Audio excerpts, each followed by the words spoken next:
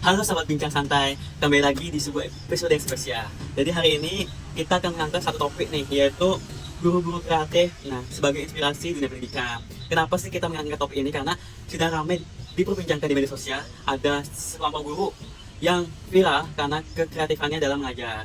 Nah, di sini kita sudah senang hati untuk bisa ditemani dengan oleh dua guru dan satu mahasiswa yang pernah menjadi murid dari guru-guru ini. Nah, kita akan mengangkat sebuah pertanyaan, yaitu bagaimana sih guru-guru ini menciptakan suasana belajar yang seru, inovatif, dan membuat murid-muridnya betah untuk belajar.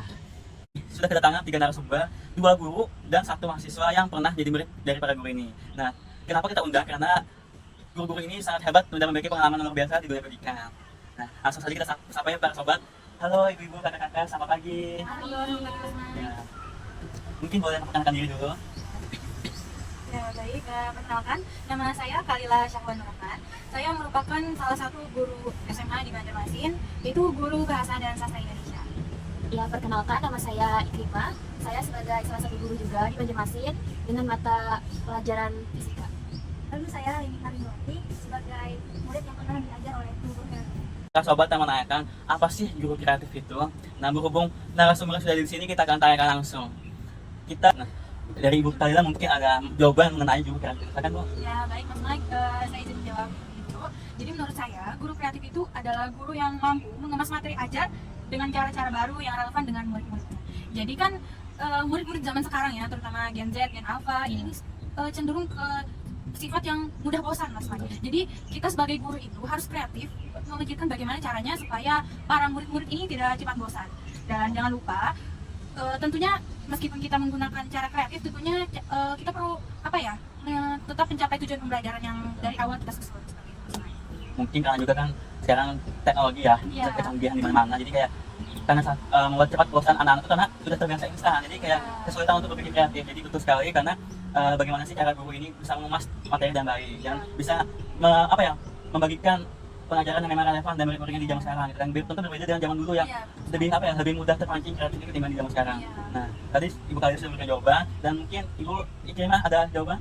Iya, saya juga berusaha kreatif dalam pembelajaran itu, seperti membawa eksperimen yang ringan di pembelajaran. Misalnya waktu belajar tentang hukum Newton, nah saya itu mengajak murid-murid menggunakan mobil mainan. Jadi mereka itu belajar sambil praktik langsung supaya mereka tidak bosan. Karena kan kata Ibu Kalila tadi, Gen Alpha, Gen Z itu mudah merasa bosan. Berarti tadi Ibu Ikrimah mengajak nih untuk eksperimen. Iya. Wah, kalau saya dulu tidak eksperimen seperti itu, Oh. hanya teori gitu kan. Jadi Iya. kayak saya merasa fisika ini pelajaran yang sulit dan membosankan. Padahal kalau tadi sesuai yang ibu Ikrimah tadi ini kan memang eksperimen, kita melakukan banyak hal Iya. yang tentunya kan banyak tuh teori-teori fisika yang aduh kalau di teori aja sulit, ternyata kalau dipraktikkan ternyata mudah, memang harus seperti itu ya ternyata ya. Nah, kalau Mbak nih, Mbak ini ya, bagaimana sebagai murid nih mengenai guru kreatif itu? Ya, sebagai mantan murid, saya sangat merasa bahwa guru kreatif itu membuat pelajaran menjadi lebih hidup. Contohnya saja seperti pembelajaran sastra itu yang dilakukan oleh Ibu Kalila. Pada saat itu kami diminta untuk menampilkan musikalisasi puisi, dan seperti yang dicontohkan dengan Ibu Kalila tadi, praktik mobil-mobil mainan ya. Iya. Wah, jadi ternyata muridnya sendiri juga merasakan efek ya dari guru ini yang ternyata bisa menyelesaikan masalah dengan kreatif dan tentunya kreativitas itu hadir nih dalam berbagai bentuk. Ada yang bentuk eksperimen, ada juga bentuk yang permasalahan, terus ada juga bentuk-bentuk yang memang mungkin para guru tadi juga melakukan hal yang berbeda jenisnya. Wah, keren sekali kreatif itu ternyata. Kreatif, tapi kita juga perlu melihat apakah ada tantangan dari mereka yang selama ini mereka ajarkan kepada murid-muridnya, dan tentu sebagai murid juga pasti ada merasa permasalahan tersendiri di mereka. Nah, kita langsung tanyakan saja. Jadi mendengar nih penjelasan kalian tentang guru kreatif. Nah, pasti tidak jauh-jauh yang namanya tantangan. Nah, kira-kira apa sih tantangan yang sering terjadi dan bagaimana kalian melakukan solusinya untuk menyelesaikan tantangan tersebut? Ya baik, saya izin menjawab duluan ya. Jadi saya sebagai guru Bahasa dan Sastra Indonesia, jadi kita di kelas 10 itu ada materi puisi. Jadi saya mencoba berinovasi untuk mengajak murid-murid untuk melakukan musikalisasi puisi. Nah, dari situ ada tantangan, ada 2 sih Mas Mike tantangannya. Yang pertama itu kurangnya percaya diri dari para murid. Nah, itu dari situ kan banyak murid mengeluh, Bu saya tidak bisa bernyanyi, Bu saya ini, Bu saya itu. Jadi saya harus bisa meyakinkan atau mendorong dan memotivasi para murid bahwa mereka bisa. Itu adalah salah satu cara yang bisa saya lakukan. Nah, yang kedua itu Mas Mike, dari fasilitas sekolah. Nah, sekolah ini kan kita tidak semuanya setara. Iya, setara dan merata Ya, lah merata. seperti itu. Karena musikalisasi puisi ini tentu memerlukan musik. Nah, jadi dengan kendala seperti itu kita harus memikirkan dengan cara tersimpel, misalnya kita menggunakan instrumen dari YouTube lalu kita gunakan speaker. Nah, seperti itu saja satu-satunya cara kalau tidak meninggalkan musik. Kalau saya tidak seperti itu. Ya, kalau saya sebagai guru fisika, tantangan itu adalah waktu kadang kurikulum yang padat itu membuat kita susah untuk kreatif Mas Mike. Nah, tapi saya itu selalu mencoba supaya di dalam pembelajaran itu ada berupa eksperimen gitu ya, atau praktik, supaya mereka itu ada juga lah kegiatannya begitu kan.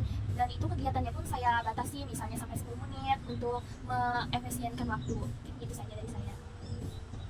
Tapi dari sisi murid, tantangannya itu kadang di awal kita merasa bingung atau merasa kesulitan, dan juga guru-guru itu melakukan metode baru, karena dari saya pada masa itu kan lebih banyak menggunakan metode ceramah baru. Ketika perubahan kurikulum, otomatis metode yang dilakukan oleh para guru itu berubah, dan itu merupakan kesulitan dari sebagai murid pada saat itu. Iya betul, karena kan sekarang itu ada metode namanya PBL dan PJBL kan. Kalau PBL itu berbasis masalah ya kan, dan siswa itu dihadapkan berhadapan dengan masalah. Kalau PJBL itu berhadapan dengan praktik ya kan, Project, Iya, project, dengan project, masalah project. produk lah. Iya. Gitu ya. Lebih banyak apa ya, kalau kata orang itu lebih banyak turun ke lapangannya gitu. Prakteknya. Iya. Kata dari 3 narasumber tadi berbeda ya tentunya. Ya. Ada yang tadi harus perlu apresiasi. Nah, tentu apresiasi ini hal yang penting karena secara tidak langsung kan kita melihat tadi tidak ada lagi kayak ceramah-ceramah, otomatis harus proyek, harus masalah. Jadi kita ini bagaimana caranya murid ini harus bisa menguatkan rasa percaya dirinya. Terus juga ada waktu ya. Ya tentu saya juga merasakan kalau cepat sekali nih perubahan waktu dari semester ini ke semester ini, tiba-tiba sudah lulus saja gitu kan. Iya. Bagi guru ini pasti merasa, aduh kurang bagi terus. Iya. Dan nanti murid juga bakal, tadi kan ada masih tadi murid pasti bakal apa ya, kesulitannya bakal pasti karena aduh kalau ceramah tiba-tiba kita harus membuat proyek banyak sekali. Dan memang tentu kreativitas itu memang harus butuh kerjasama dan tentu komunikasi antara guru dan murid juga penting. Betul sekali, Mas. Di penghujung acara ya para sobat, jadi kita akan mendengarkan pesan atau harapan nih dari para guru yang sudah berhadir di sini untuk para guru yang ada di luar sana yang sekiranya bisa mengembangkan atau berinovasi untuk sekolah mereka masing-masing. Nah, mungkin kita bisa dengan Ibu Ikrimah terlebih dahulu. Apa pesannya atau mungkin ada harapan juga? Iya, saya sebagai guru fisika ya, saya itu berharap guru-guru ini dapat memberikan fasilitas atau pelatihan yang memadai di sekolah. Karena guru-guru kreatif itu pasti perlu yang namanya fasilitas. Karena tidak mungkin mau kreatif tapi fasilitasnya itu tidak ada, kan tidak apa ya, tidak sinkron begitu. Nah, terus juga karena guru kreatif itu adalah kunci untuk mencetak generasi yang cerdas, inovatif dan kreatif. Betul sekali apa yang diucapkan oleh Ibu Ikrimah. Mungkin bagi para guru yang memang masih sekolah-sekolah yang masih belum memiliki fasilitas memadai, tentu diharapkan juga ada fasilitas apa yang setidaknya mulai dari sekarang ada disediakan. Dan tentunya saya sendiri punya pengalaman bahwa ada pembelajaran memang harus membutuhkan ini ternyata tidak ada sama sekali untuk tempatnya. Jadi akan kesulitan sekali untuk para guru dan tentunya juga murid nih, karena murid juga harus perlu pengembangan yang lebih luas di sekolah itu. Nah, kalau Ibu Kalila bagaimana? Ya, jadi Mas Mike, kalau dari saya itu saya berharap para guru tidak takut mencoba hal baru. Nah, kreativitas itu tidak harus mahal, Mas Mike. Seperti yang saya katakan tadi, sewaktu saya melakukan pembelajaran melalui musikalisasi puisi, saya bilang kan fasilitas di sekolah itu tidak memadai. Jadi kita membahas tentang fasilitas ya, karena memang itu dalaman besar dan berpengaruh ya. Nah, saya memiliki ide kan bahwa tidak harus menggunakan musik, kita bisa menggunakan sesuatu yang sederhana seperti dari instrumen dari YouTube saja, lalu kita sambung ke speaker, dan seperti itu kan bisa. Jadi para guru-guru tidak perlu takut untuk mencoba kreatif, karena kreatif tidak perlu mahal seperti itu. Nah, betul sekali apa yang diucapkan Ibu Kalila ini. Memang tidak perlu mahal karena segala hal yang kita anggap mahal pasti akan kita kesulitan dengan sendirinya. Padahal hal-hal sederhana bisa kita lakukan untuk mengembangkan siswa jadi lebih kreatif. Tidak hanya guru yang kreatif, tapi siswanya ikut kreatif, ikut berpikir bahwa bagaimana sih cara menyelesaikan masalah yang ini ada kurangnya dan ternyata bisa diselesaikan dengan cara yang kreatif. Tadi sangat betul sekali karena lebih tadi disebutkan bermakna ya pembelajaran. Ya betul, karena ada selain dari tidak mahal komunikasi di antara murid dan guru gitu kan. Nah, tadi berhubung ada komunikasi antara murid dan guru nih, bagaimana dari pengalaman mantan murid nih?